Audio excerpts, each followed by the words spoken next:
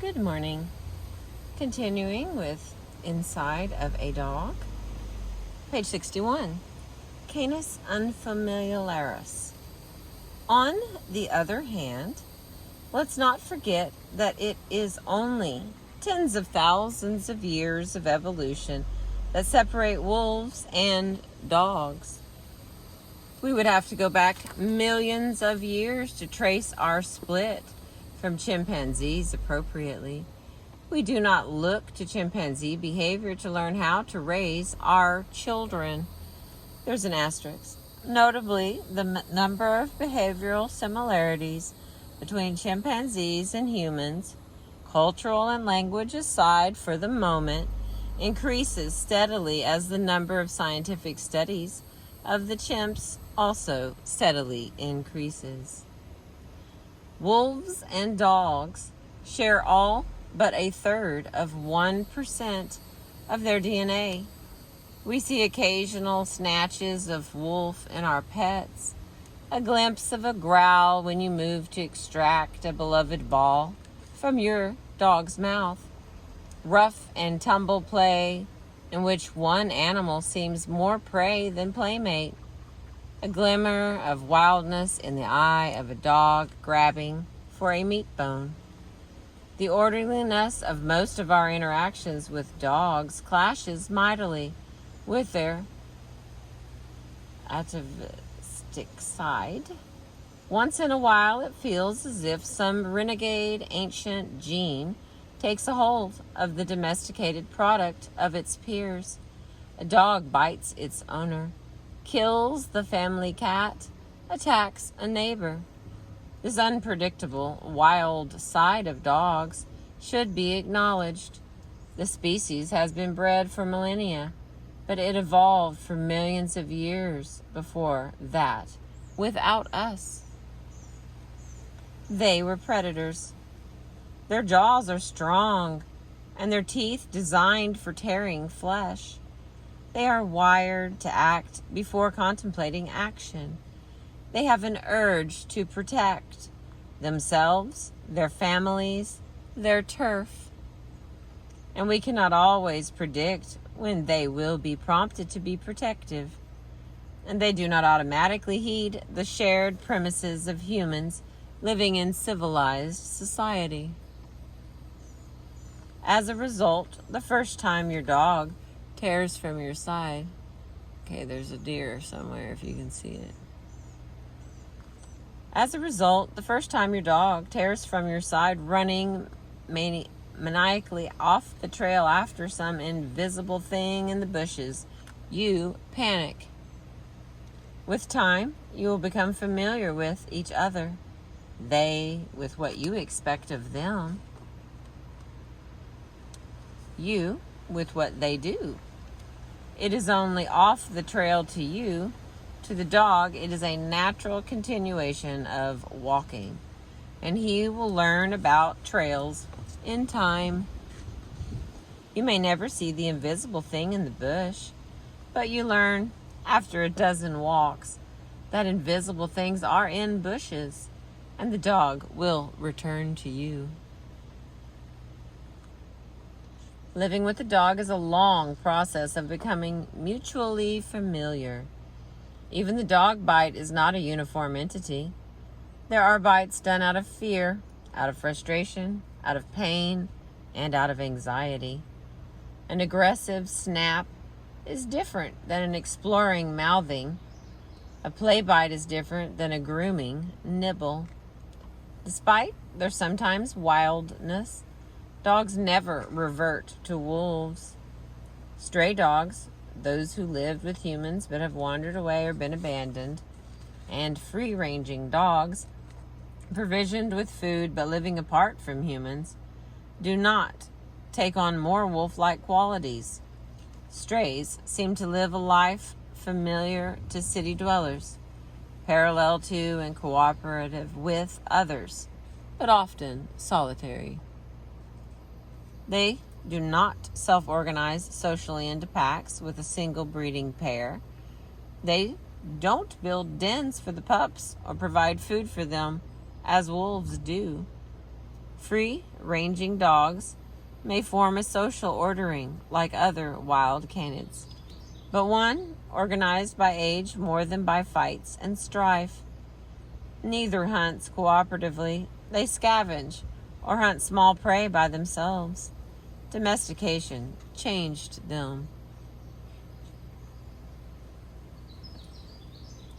Even when wolves have been socialized, raised from birth among humans instead of other wolves, they do not turn into dogs.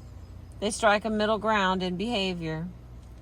Socialized wolves are more interested in and attentive to humans than wild-born wolves. They follow human communicative gestures better than wild wolves. There are deer, if you can catch them in the video. There's deer all right up there. But they are not dogs in wolves' clothing. Dogs raised with a human caretaker prefer her company over that of other humans. Wolves are less discriminating. Dogs far outpace hand-raised wolves in interpreting human cues. To see a wolf on a leash, setting and lying down on request, one could be convinced there is little difference between the socialized wolf and dog. To see the wolf in the presence of a rabbit is to see how much difference there still is. The human is forgotten, while the rabbit is relentlessly pursued. A dog near that same rabbit may patiently wait, gazing at his owner, to be permitted to run. Human companionship has become dogs' motivational meat. Making your dog. As you choose a new dog from among a litter or a loud shelter of baying mutts and bring him home, you begin to make a dog again, recapitulating the history of domestication of the species. With each interaction, with each day, you define at once, circumscribing and expanding his world. In the first few weeks with you, the pup's world is, if not entirely, a tabula rasa, an awfully close to the blooming, buzzing confusion that a newborn baby experiences. No dog knows on first turning his eyes on the person who peeks at him in his shelter cage what the person expects of him. Many people's expectations, at least in the country, are fairly similar. Be friendly, loyal, pettable. Find me charming and lovable. But know that I am in charge. Do not pee in the house. Do not jump on guests. Do not chew my dress shoes. And do not get into the trash. Somehow, word hasn't gotten to the dogs. Each dog has to be taught this set of parameters for his life with people. The dog learns through you the kinds of things that are important to you and that you want to be important to him. We are all domesticated too, inoculated with our culture's mores, with how to be human and how to behave with others. This is facilitated by language, but spoken language is not necessary to achieve it. Instead, we need to be alert to what the dog is perceiving and to make our perceptions clear to him.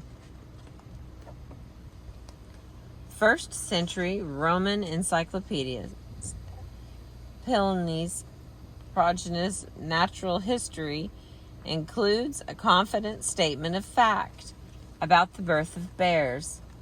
The cubs, he wrote, are a white and shapeless lump of flesh, little larger than mice, without eyes or hair, and only the claws projecting. This lump the mother bears slowly lick into shape.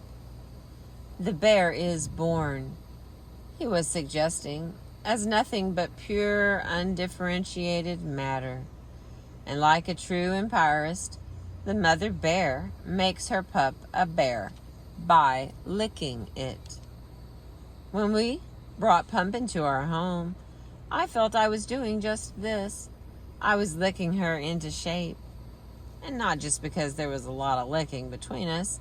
After all, it was exclusively she who was licking.